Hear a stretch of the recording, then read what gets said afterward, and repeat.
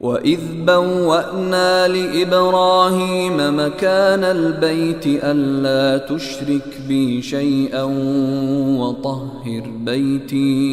وَطَهِّرْ بَيْتِيَ لِلطَّائِفِينَ وَالْقَائِمِينَ وَالرُّكَّعِ السُّجُودِ۔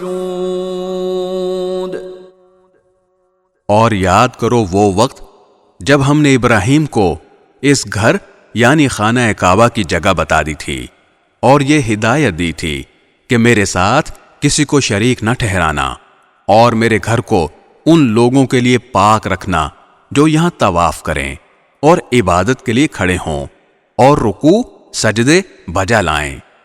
وَأَذِّن فِي النَّاسِ بِالْحَجِّ يَأْتُوكَ رِجَالًا وَعَلَى كُلِّ ضَامِرٍ يَأْتِينَ مِنْ كُلِّ فَجٍّ عَمِيقٍ۔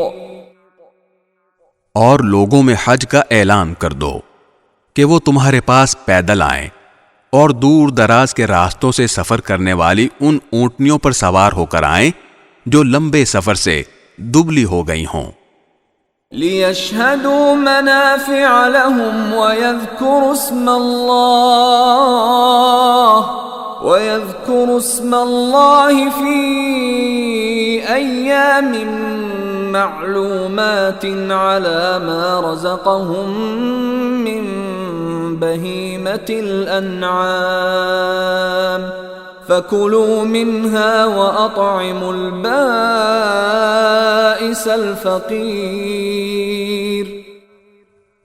تاکہ وہ ان فوائد کو آنکھوں سے دیکھیں جو ان کے لیے رکھے گئے ہیں، اور متعین دنوں میں ان چوپایوں پر اللہ کا نام لے جو اللہ نے انہیں عطا کیے ہیں۔